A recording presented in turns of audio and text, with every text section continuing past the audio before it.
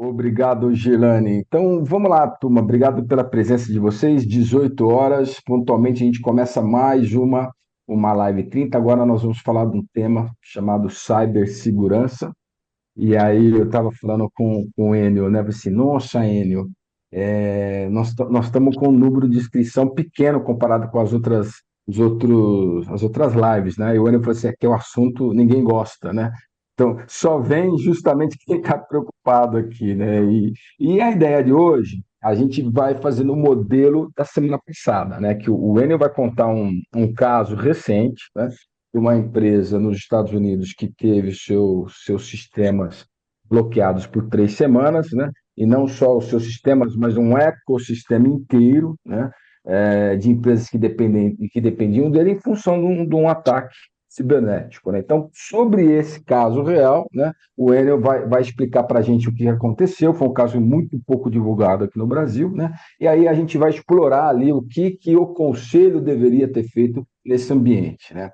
Lembrando que o assunto cibersegurança ele foi recentemente adicionado à formação CTD, né, a transformação tecnológica. Semana passada a gente trouxe o Eduardo Margara para poder falar de inovação, né? Hoje a gente já traz o Enio para falar de cibersegurança, que é um assunto que está amarrado nesse CTD, no curso, né? E o curso começa no dia 8 de agosto. Então, Enio, entrego para você fazer a sua apresentação e aí você já me devolve para a gente começar a conversa. Beleza. Boa noite a todos. Obrigado pela presença. E é fato, cibersegurança não é um assunto que dá muito ibope, as pessoas não gostam muito de ouvir isso, né? Principalmente aqui no Brasil, porque as pessoas gostam de inovação, gostam de tecnologia, mas não gostam do risco, né? Gerenciar risco é uma coisa complicada. Esse caso foi um caso que me chamou a atenção, porque eu falo muito nisso, que é o nome técnico disso daí é Supply Chain Attack, né? É quando não é uma empresa atacada, e sim uma cadeia de fornecimento inteira, um ecossistema inteiro. No caso, esse ataque aconteceu 2 semanas e pouco nos Estados Unidos, né? Foi um ataque em cima de uma empresa chamada CDK Global. O link dessa matéria está aí no chat. É, Me chamou a atenção primeiro porque o ataque foi a uma empresa de software na nuvem, né? Um fornecedor de software, né? Ou seja, a gente pensa que elas estão seguras e elas não estavam tão seguras, né? Depois eu vou falar um pouquinho sobre isso, bem rápido. Bom, mas o que ela faz? Ela gerencia operações de venda de veículo, financiamento, seguro e oficinas. Ou seja, ela afetou um ecossistema de 15 mil dealers, de todos os tamanhos entre Estados Unidos e Canadá. Além disso, como os dealers estão ligados e conectados, obviamente, com as montadoras, afetou também as montadoras como a Ford, a Stellantis, a General Motors, BMW e outras presentes nos Estados Unidos e Canadá.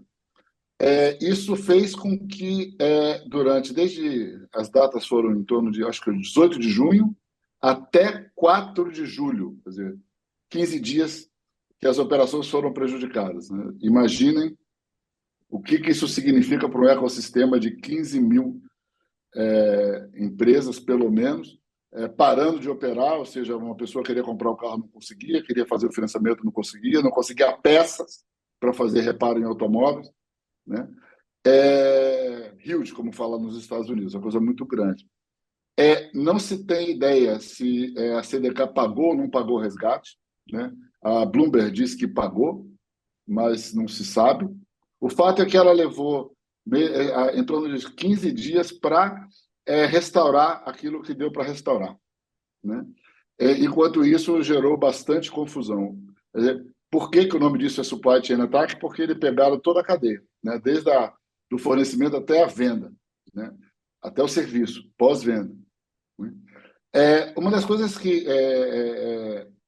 o que foi impactado com tudo isso, né? Primeiro, quer dizer, todo o sistema deu shutdown, o sistema parou de funcionar, né?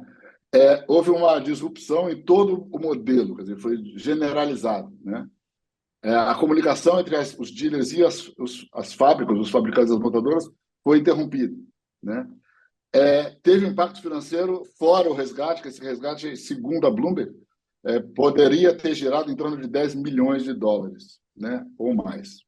Ninguém sabe se foi pago ou não, como eu disse, né? A experiência do cliente, totalmente impactada, quer dizer, os clientes não conseguiam finalizar a compra, um impacto gigantesco em cima do corpo de funcionários, porque o nível de estresse aumentou terrivelmente, porque eles, assim, isso é porque nos Estados Unidos tem alguma coisa, essa cultura ainda existe de você virar para o manual, né? Eles ainda preservam procedimentos manuais, então lá ainda se consegue voltar a fazer com papel e lápis, né? Se fosse aqui no Brasil, eu fico pensando que aqui a gente rompe com tudo que é contingência, então ia parar, ia ser pior, porque nem os funcionários iam saber o que fazer com papel e lápis, né? Então, houve um impacto muito grande no estresse de funcionários e tudo mais, e nos clientes, né? Foi um impacto na cadeia inteira, como eu disse, esse foi talvez o que mais me chamou. Dois fatores me chamaram muito a atenção. O primeiro que foi em cima de uma empresa de software, né, que roda em cima de um data center, que teoricamente deveria ser seguro, né? Dois, que isso afetou a indústria inteira. Né? Isso também chama atenção. Foi um exemplo clássico daquele supply chain attack, que é exemplo de livro. Né? Colocando algumas coisas, o Yuri falou de conselho, né? Quer dizer, o que o conselho pode fazer num caso como esse, ou deveria fazer? Primeiro, não é um conselho, são vários conselhos, né? Porque você tem primeiro, tem as montadoras, quer dizer, como é que ia funcionar isso, né? Em termos de hierarquia, né?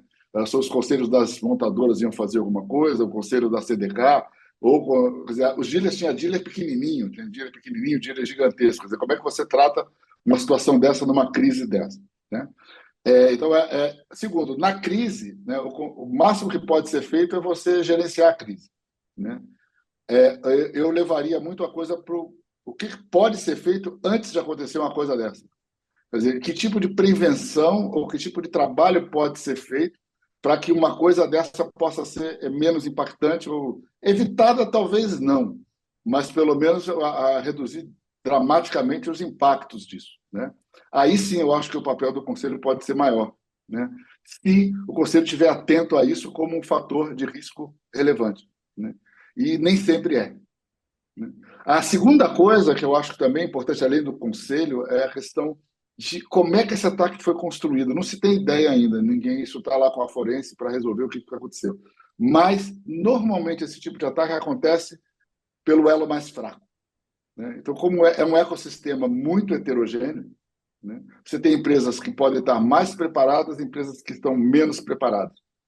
E, normalmente, as empresas menos preparadas é o ponto focal do ataque. Né? E o que se passa na cabeça desses criminosos? Eu não tenho muita ideia do que se passa na cabeça deles, mas eu posso ter ideia de uma empresa, de uma organização. E eles são uma organização. Né? Então, isso aí é crime organizado, isso é uma empresa. Né? Segundo publicações, se a cibersegurança como um todo fosse uma empresa, seria uma das empresas mais rentáveis do mundo. Né?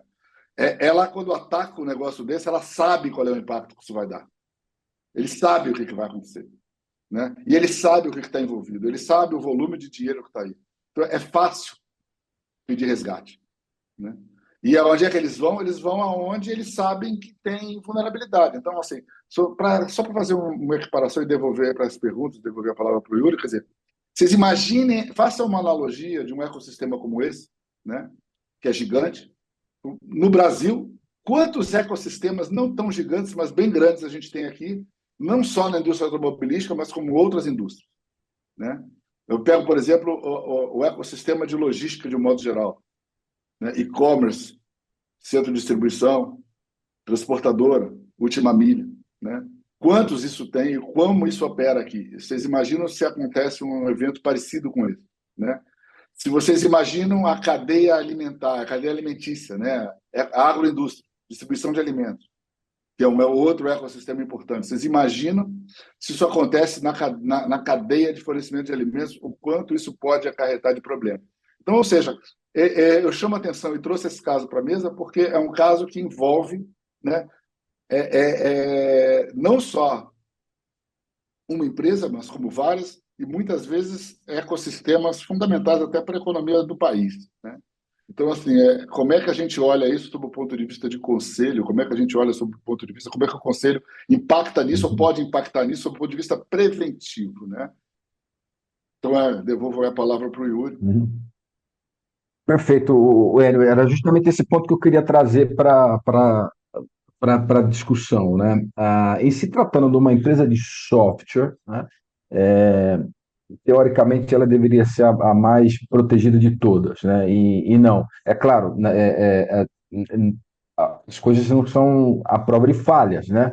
Mas e o artigo também, ou o caso, né, que foi estudado, ele não dá muito detalhe de como isso aconteceu, né? Mas o primeiro ponto é esse, né? Uma empresa de software, né, é, tacada, né? Provavelmente através de algum das suas conexões, de algum dos seus dealers, que são vários, né, nos Estados Unidos e no Canadá. O segundo ponto, né, aí avançando um pouquinho nas questões de políticas, né, de compliance, por exemplo, né, se pagaram ou não pagaram, né, o deal, o resgate, né? Eu queria que você falasse um pouquinho disso, né? Eu me lembro no caso da Embraer que foi atacada, né?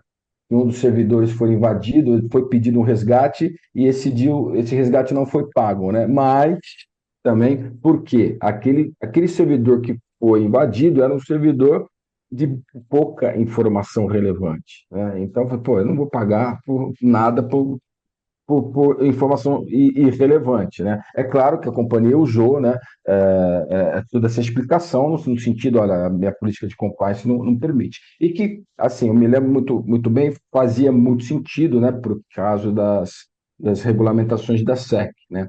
Então, baseado na tua experiência, o Enio, de cibersegurança, quais são no ambiente de conselho, né? Quais são as recomendações, né? E se você puder falar um pouco na linha do tempo, né? Como a gente estrutura um LGPD, né? Como estruturar, né? Uma ação, né? De proteção de dados.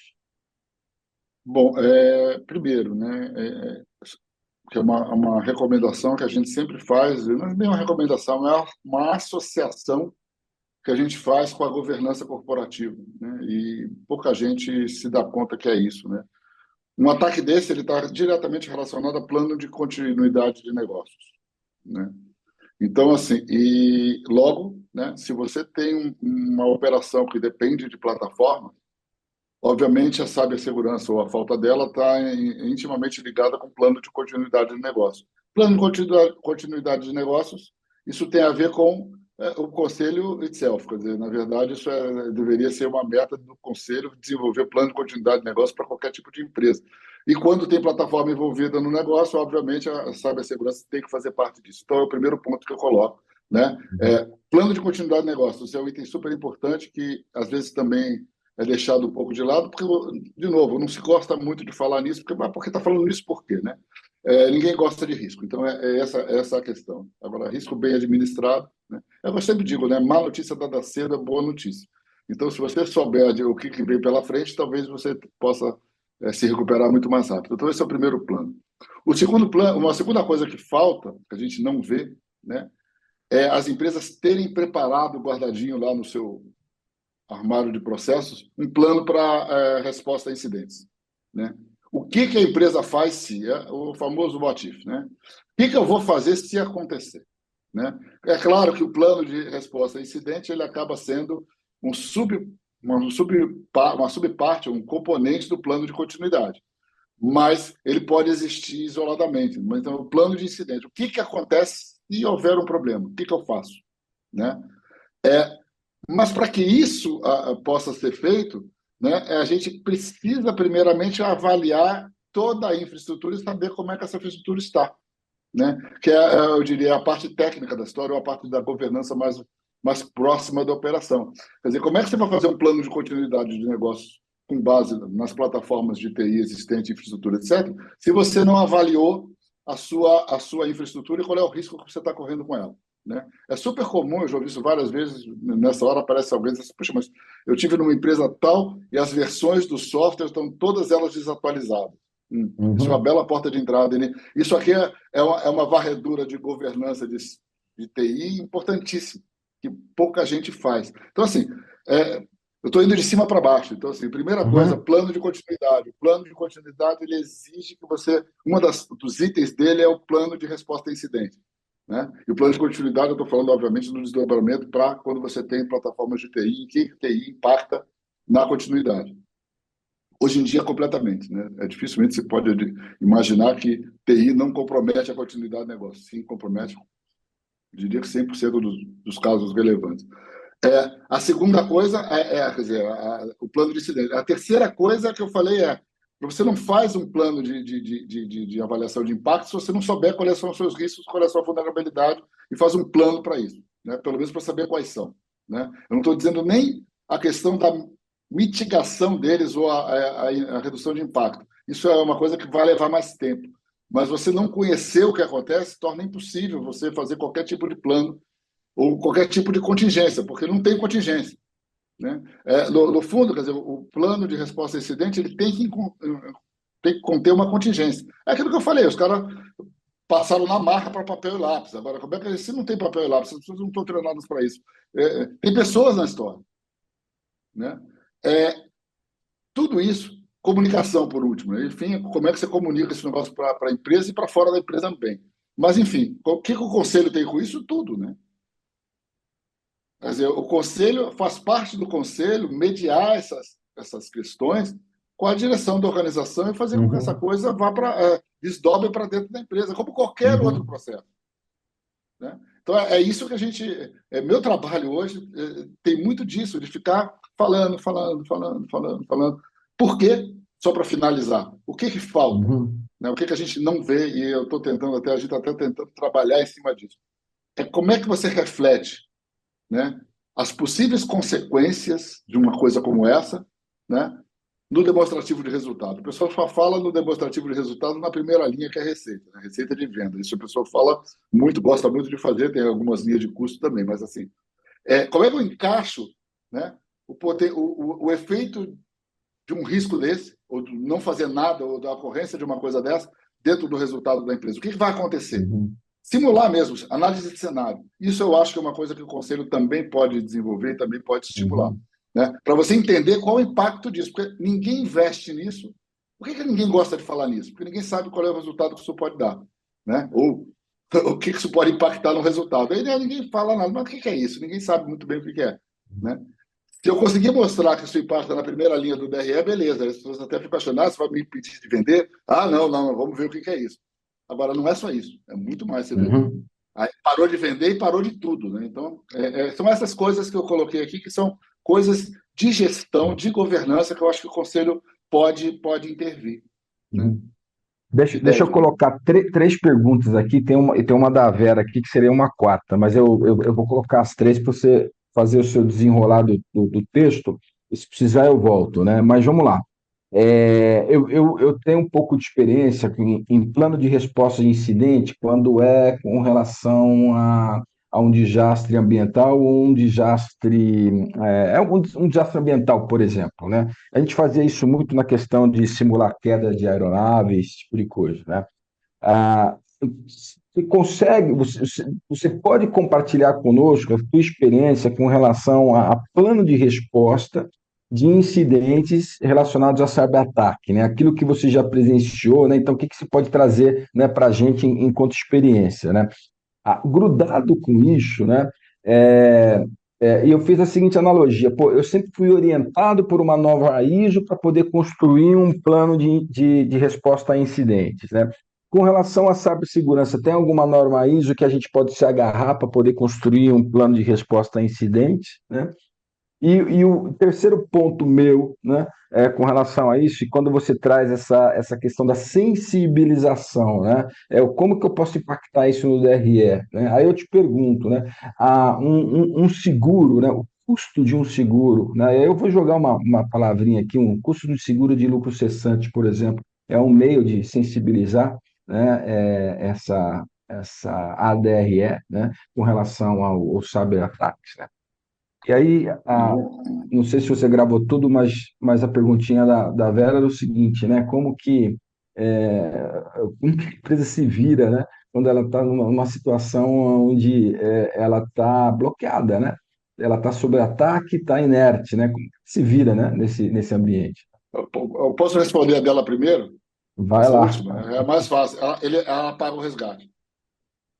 É, Ela não tem nada mais a fazer, ela paga o resgate, mesmo sabendo tem, que pode não adiantar grandes coisas, né? E é, mesmo sabendo que o efeito de um ataque desse pode ter sido muito maior e muito mais devastador do que só a paralisação. Presta atenção nas uhum, palavras. Só a uhum. paralisação pode ser o menor dos impactos. Mas voltando para a primeira, vamos ver se eu me lembro tudo direitinho. Você falou o que que as empresas estão fazendo, né? Quer dizer, que você disse que Qual que é a lembra, tua é fazer. experiência? Isso.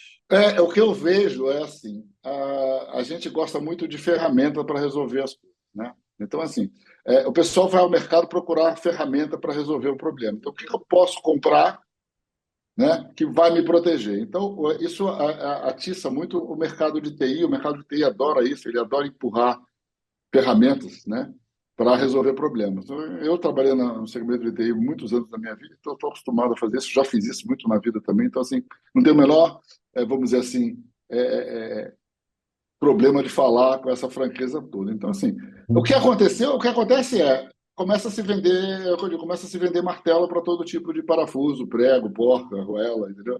Então, assim, Uhum, é o que tem, é o que tem feito. Tanto que a gente, por exemplo, nós trabalhamos com prevenção, né? Análise de vulnerabilidades, uma série de coisas. E quem é o nosso grande concorrente? Os vendedores de ferramentas. Quer dizer, uhum, você compra um firewall, você compra antivírus, você compra ferramenta de monitoração, você compra. Só que essas ferramentas custam caríssimo. Então, assim, né, as empresas, primeiro, elas não precisam, não são todas as empresas que precisam de tudo isso. Mas as que podem comprar acabam comprando essa parafernália toda que pode ou não proteger, né? Porque as ferramentas elas ajudam, mas elas não protegem totalmente. Se você não souber onde aplicar, não serve para grande coisa. Então, assim, é isso que as empresas fazem, principalmente as maiores. Elas compram ferramentas e uhum, se entopem delas e anunciam para o exterior. Olha o que eu tenho. Eu tenho firewall, eu tenho isso, tenho aquilo, tenho aquilo, tenho aquilo, né? uhum, Então, é assim que eles tentam se defender. O que a gente uhum, defende, olha, você não precisa comprar tudo isso.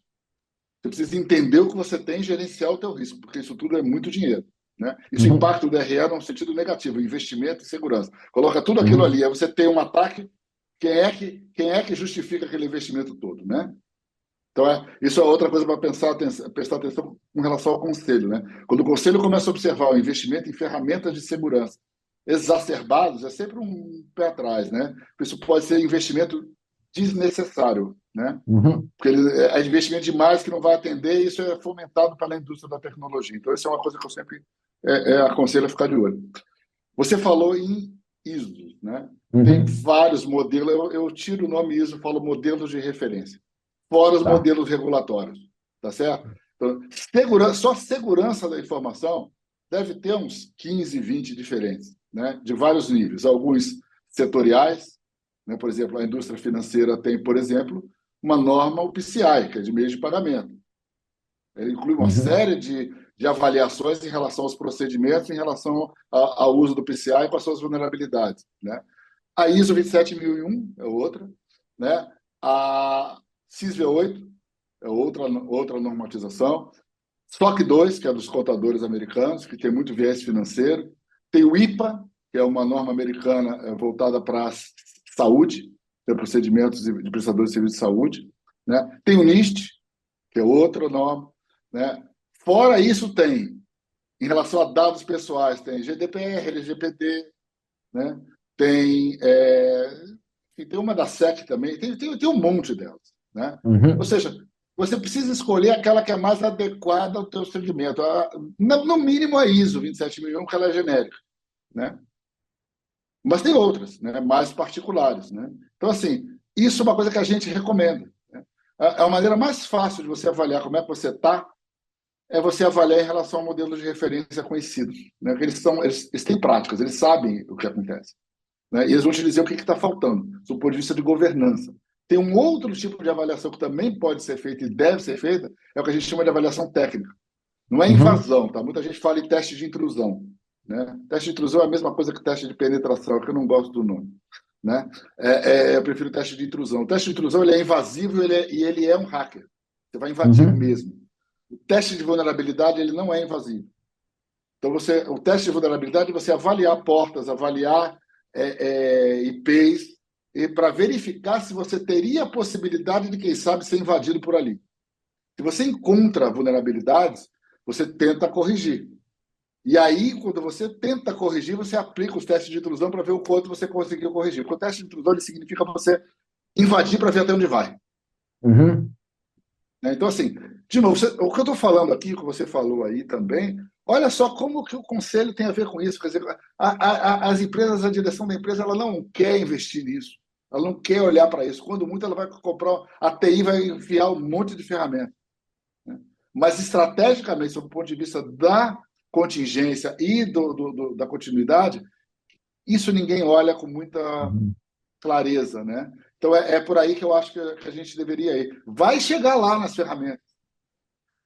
Uma última coisa que você falou, que eu ainda não falei, é o seguro, né? Uhum. O seguro é sim um instrumento de solução, né? Para que serve o Uhum. seguro? Segundo o meu ponto de vista, né? O seguro é assim: eu tenho todo esse risco aqui, né? Esse pedaço do risco aqui eu vou remediar, eu vou resolver, eu vou tentar, vou mitigar, vou tomar medidas, vou investir, etc. Esse outro pedaço de risco aqui, eu vou olhar para ele e vou dizer assim, quer saber? Isso aqui eu vou assumir esse risco e acabou, né? Ele faz lá todas as análises que tem que fazer, mas esse tipo de risco ele é mais raro, o impacto é menor, eu vou assumir esse risco aqui e acabou, né? Isso acontece, isso é comum. Qualquer plano de contingência tem isso, né? E tem uma terceira classe que diz o seguinte: eu vou terceirizar esse risco. Eu não posso deixar de cobrir, não tenho como cobrir porque eu não tenho como investir nisso, eu vou terceirizar.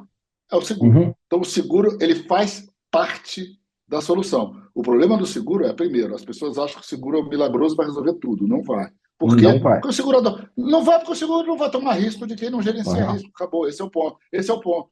Então, assim, se eu não gerencio o risco, né, por que a seguradora vai tomar esse risco? Não vai. Então, o que acontece são dois pontos só para a gente fechar. O primeiro, tem seguradoras que fazem uma análise de risco prévia, né? A gente até faz isso, a gente tem parceria com seguradoras para fazer essa análise de risco e oferecer o seguro conforme a solução adequada, né? É, e tem seguradoras que fazem autodeclaração, mandam uma declaração para você, olha, Uhum. preenche aí o que você faz, né? Aí todo mundo contente, vai lá, preenche, que faz um monte de coisa, assina aquilo tudo e deixa acontecer. Quando acontece, essa seguradora da autodeclaração não paga, ela manda um desses peritos forenses lá dentro para verificar exatamente se ele tem ou não tem vulnerabilidade. É a segunda parte do trabalho, né? É quando aconteceu, o que ele faz? Vai avaliar. Aí vê, puxa, você tinha risco e não cobriu, você tinha risco e não olhou, não tinha gestão, eu não vou te pagar. Então, assim, essas seguradoras da autodeclaração, elas simplesmente não pagam. E a outra, elas não fazem seguro. Então, você está Uhum. entre a cruz e a caldeirinha, né? Então, assim, a gestão de risco ela é importante até se você for fazer seguro, que é a solução, sim, em muitos casos. Acho que eu respondi tudo, né? Respondeu. Vamos lá. Temos quatro perguntas aqui, duas muito similares, né? Que é com relação a quais as ferramentas estão ao alcance das pequenas e médias empresas nas questões de proteção a cyberataque, né? Então, essa é uma pergunta, né? A segunda é com relação ao processo de comunicação, né, da cadeia, né? Pela sua experiência, como envolver a cadeia, né? Eu imagino que é um processo de comunicação, né, para que todo aquele ecossistema esteja protegido, né? E o último ponto é o Canatela, que trouxe uma estatística muito bacana, né? Que está aí no chat, para todo mundo olhar, e que dá aqui é um mar de trabalho, né? Tanto para nós conselheiros quanto para profissionais de cibersegurança. Mas, Enio, nós temos 3 minutos Ok, para você vamos lá. responder essas duas perguntas, pela Vamos ordem. lá. Você falou a última coisa, eu perdi. A primeira foi. A primeira foi as ferramentas que estão ao alcance das pequenas e médias empresas com A, relação ao assim, cyberataque. a maior ferramenta que está ao alcance das pequenas e médias empresas é avaliar as vulnerabilidades, é avaliar a questão da governança. Isso não é um procedimento caro, não dá perfeitamente para investir. É, e ela vai acabar levando a questão mais fácil que tem de resolver e a mais difícil de ser implementada, são as pessoas, né? É, 70% dos casos de invasão, eles começam nas pessoas. Ou porque as pessoas clicam onde não deviam, porque as pessoas não conhecem quais são os riscos, porque elas fazem o que não podem, porque elas deixam um post-it pendurado, porque elas fazem alguma coisa que não precisava fazer, né? A Uhum, segunda coisa que mais pega é falta de políticas adequadas, né? É o que fazer, né? Ou seja, as pessoas não sabem porque não tem políticas. Então, ou seja, isso não é caro de fazer, né? Isso uhum. não envolve comprar ferramentas, isso não envolve nada, isso só envolve você ensinar e só isso já garante pelo menos uns 50, 60% de proteção, se você souber do que você precisa ser protegido, né? Então, por isso que assim, a análise de vulnerabilidade é uma coisa que precisa ser feita, tanto sob o ponto de vista processual quanto sob o ponto de vista técnico. Isso não é caro, qualquer empresa pode fazer, né? Agora, na medida que você vai remediar isso, aí sim você começa, às vezes, a ter investimentos mais altos. Mas eles são proporcionais, Uhum. totalmente proporcionais, ao volume de dinheiro envolvido, aos riscos que estão envolvidos, ao quanto isso vai afetar o demonstrativo de resultado. Entendeu? Então, assim, as pequenas e médias, como várias outras circunstâncias, isso aqui não é para mim. Depende, o que, que não é para mim? Se você é uma empresa de faturamento, se você faturar 10 pau por dia, né? Se você ficar parado 15 dias, né? Você vai ficar R$ 150 mil de prejuízo. A empresa consegue aguentar isso? Não, então ela quebra. Então, investir qualquer coisa menos do que isso valeria a pena? Talvez. Então, o problema é em que isso impacta meu demonstrativo de resultado. Voltamos para a governança, tá? Por isso é que Uhum. eu acho que isso está intimamente ligado. A segunda pergunta. A segunda pergunta era o processo de comunicação, né? Como envolver, né, toda a cadeia, né, num processo de proteção, né, ao cyber-ataque. A transparência, quer dizer, você precisa dizer o que você faz, dizer o que você não faz, você precisa comunicar isso com os elementos do ecossistema. Para isso, você precisa ter uma governança do ecossistema, de tal maneira que isso fique. Mas para que isso aconteça, onde é que você já viu? Vocês têm mais experiência do que eu, né? Onde é que você já viu, né, ecossistemas dessa natureza, um mapa em algum lugar desenhado, como é que esse ecossistema funciona? Né? Onde é que estão as interações, onde é que esses dados circulam, onde é que isso está. Você não vê isso em lugar nenhum. A arquitetura Uhum. disso ninguém enxerga. Então, assim, Uhum. esse é o problema. Enquanto não houver uma transparência da arquitetura empresarial envolvida nesse ecossistema, né, você fica difícil a própria comunicação, porque você vai comunicar o quê? É o que aconteceu aqui no caso. Você acha que essa gente aqui não é organizada? Claro que eles não são Uhum. desorganizados. E aconteceu e a comunicação foi uma tragédia. Né?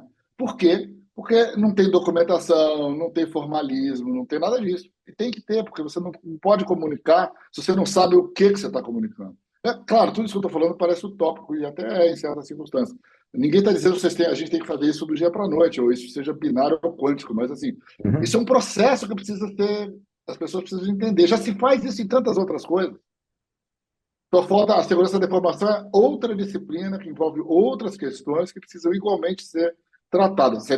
Agora, para isso você precisa entender que TI faz parte do negócio, TI Uhum. não é coisa da TI. Né? Isso é coisa da TI. Porque, assim, para finalizar, o problema das empresas médias, né, que eu tenho visto é o seguinte: você vai falar com o dono da empresa, ele fala, eu pago o carinha da TI para fazer isso, te vira lá com Uhum. ele.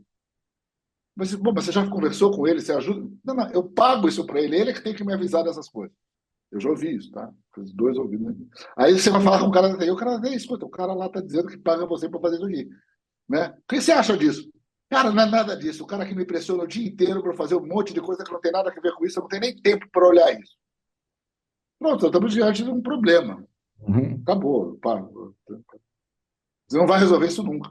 Né? Agora, se você tem conselho na média empresa, quem é que vai tirar esse negócio? É o conselho. É o conselho que vai resolver isso. É alguém que diga para os caras, ó, resolvo isso daí, porque isso aí, esse paradoxo vai custar caro para vocês se vocês não resolverem isso a médio prazo. E não se iluda, o crime organizado que tem lá fora, sofisticado desse jeito, ele já chegou no Brasil. É que a imprensa não noticia. Tá? Quando você tem aquele probleminha que você vai na loja, tá com problema de sistema, o sistema não funciona, travou tudo. Estranho. Né? Eu sempre desconfio, né? É isso. Perfeito, Enio. Enio, muito obrigado aqui. Invadimos 5 minutinhos do nosso tema. Eu convoco vocês, o Enio Klein, né, com K, é um facilmente encontrado aí no LinkedIn. O LinkedIn dele está no nosso chat. Vocês podem conectar e prolongar essa conversa, aproveitando o conhecimento que o Enio tem de cibersegurança e LGPD também. Enio, entrego para você fazer as suas despedidas, aí você me devolve aqui para poder encerrar a nossa live Não, de hoje. eu agradeço a vocês a presença, até que acabou vindo bastante gente, né? Que provavelmente essas pessoas que estão aqui, todas elas se preocupam com isso, que já é uma grande coisa, né? E o que eu posso dizer é assim, esse assunto é importante, esse assunto precisa ser tratado e a gente vai falar nele lá no CTD, né, Yuri? Então, Isso. Quer dizer, porque a mensagem é a seguinte: não existe transformação digital, não existe, né? Quem já me conhece deve ter me ouvido falar isso algumas vezes. Não existe transformação digital, não existe inovação sem gestão de risco. Né? Quem faz transformação digital, inova com tecnologia principalmente as emergentes, né? E não pensa em risco, está dando um tiro no pé mesmo. É isso aí. Não, não chega no step da inovação sem passar pelo step da cibersegurança. Né? Esse é o ponto. Não Gente, deveria, são coisas que andam juntas. não, não deveria, justamente. Mas, gente, muito obrigado pela presença de vocês. Semana que vem a gente vai dar uma folguinha, não teremos live e nem master na semana que vem, mas no dia 24 a gente volta com uma Master 45, com Isabelle Salton, da Vinícola, para poder contar um pouquinho para a gente do processo de governança em empresas do terceiro setor, né? Que é justamente um braço que a Vinícola Salton tem, né? Relacionada à governança, relacionada ao terceiro setor, e ela vai compartilhar um pouquinho desse assunto conosco, né? Fora um pouco assim desse ambiente cosmopolita, mas sim em algumas cidades, né, que a vinícola atua, que é bem cravada no interior do país. Então, gente, brigadíssimo aí pela presença de vocês, pelo patrocínio, né? E a gente volta a se ver no dia 24. Tchau, Yuri. Obrigado, gente. Obrigado, Tchau, gente. tchau. Obrigado a você.